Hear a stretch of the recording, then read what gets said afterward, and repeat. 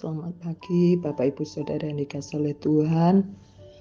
Saya berharap Bapak Ibu Saudara sekalian dalam keadaan yang sehat walafiat, terus diberkati oleh Tuhan baik jasmani maupun rohani. Puji Tuhan Bapak Ibu, mari kita berdoa bersama-sama sebelum kita belajar firman Tuhan saat ini. Bapa, kami mau bersyukur kepadamu dan biarlah mulut kami mengungkapkan rasa isi hati kami dengan terima kasih kepadamu Bapa buat semuanya yang sudah Tuhan curahkan, dan kami percaya semuanya yang akan Tuhan curahkan semuanya itu baik adanya dalam kehidupan kami, karena Engkau Bapa yang mengasihi kami. Terima kasih Tuhan, berikan hikmat-Mu, berikan ketenangan hati dan pikiran kami untuk kami belajar akan kebenaran-Mu. Di dalam nama Tuhan Yesus, haleluya, amin. Puji Tuhan Bapak Ibu Saudara sekalian yang dikasihi oleh Tuhan, pada pagi hari ini bacaan kita terambil di dalam kitab 1 Petrus 1 ayat yang ke-18 sampai 19, demikian bunyinya. Sebab kamu tahu bahwa kamu telah ditebus dari cara hidupmu yang sia-sia yang kamu warisi dari nenek moyangmu itu, bukan dengan barang yang fana, bukan pula dengan perak atau emas, melainkan dengan darah yang mahal, yaitu darah Kristus, yang sama seperti darah anak domba yang tak bernoda dan tak bercacat. Puji Tuhan. Bapak Ibu Saudara yang dikasihi oleh Tuhan, kita harus menyadari bahwa keberadaan kita di tengah-tengah dunia ini bukanlah untuk memenuhi rencana kita, tetapi rencana Tuhan dalam hidup kita. Keberadaan kita bukan pula karena kita atau orang tua kita, tetapi Alkitab dengan jelas menyatakan bahwa segala sesuatu dari Dia, oleh Dia, dan untuk Dia, yang terambil di dalam kitab Roma 11 ayat 36. Bapak Ibu, menjalani kehidupan di dunia ini adalah melaksanakan mandat yang diberikan oleh Tuhan. Lantas penugasan atau kepercayaan ini menuntut adanya tanggung jawab dalam kehidupan kita, agar kita menggenapi kehendak dan rencana Tuhan. Pada pagi hari ini, Bapak Ibu, Alkitab juga dengan jelas menyatakan bahwa kita ini sudah dibeli dengan harga yang lunas terbayar melalui darah Yesus Kristus, yang di awal tadi sudah saya baca, yaitu kitab 1 Petrus 1 ayat 18-19. Ada juga di dalam kitab 1 Korintus 6:20. Dan segala sesuatu termasuk nyawa kita adalah milik Tuhan.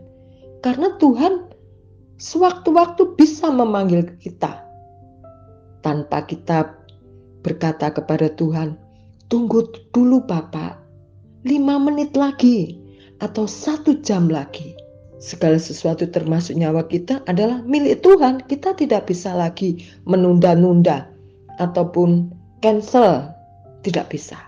Semuanya kalau Tuhan mau, maka terjadilah atas hidup kita.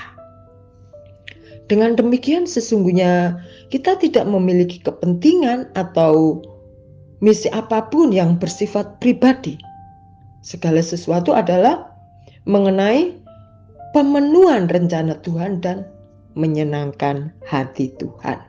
Bapak Ibu, kita melihat orang Kristen yang benar-benar menyadari hal ini akan memiliki gaya hidup yang berorientasi pada kekekalan, bukan semata-mata mengejar dunia. Memang secara daging kita membutuhkannya, tetapi yang menjadi fokus hidup kita adalah kekekalan. Manusia yang hanya berorientasi pada menuntut hak hanya akan mengiringnya kepada atau menjadi makhluk yang tak beradab, kata Tejo. Karena seringkali dan bahkan sudah terbukti dalam sejarah umat manusia bahwa perselisihan, kekacauan yang saat ini kita sering lihat di medsos, di tayangan TV, bahkan kita lihat sendiri bencana dan konflik disebabkan oleh adanya kerakusan manusia dan rasa haus untuk menuntut hak yang dibanding dengan melaksanakan tanggung jawab. Di Bundaran HI sempat ada orasi meskipun tengah malam, sementara aparat negara mengelilingi mereka yang berorasi dengan tembok betis, istilahnya begitu ya, memagari mereka. Khawatir sewaktu-waktu ada hal-hal yang tidak diinginkan. Karena apa? Karena mereka menuntut hak. Aku ingin ini, aku ingin. Sementara kewajiban tidak dilaksanakan. Bapak Ibu, pada akhirnya kita harus menerima bahwa tak seorang pun memiliki hak. Hak kita sebagai orang percaya, selain kita berkewajiban, yaitu kebanggaan kita bukanlah pada berapa atau apa hak yang kita miliki, tetapi pada apa dan bagaimana kita melaksanakan kewajiban yang merupakan tanggung jawab yang Tuhan berikan kepada Bapak Ibu Saudara sekalian, juga saya. Di dalam kitab Roma 14 ayat 8 mengatakan, sebab jika kita hidup untuk Tuhan. Dan jika kita harus mati, kita mati untuk Tuhan. Jadi, baik hidup ataupun mati kita adalah milik Tuhan. Yaitu tulisan Rasul Paulus pada waktu itu.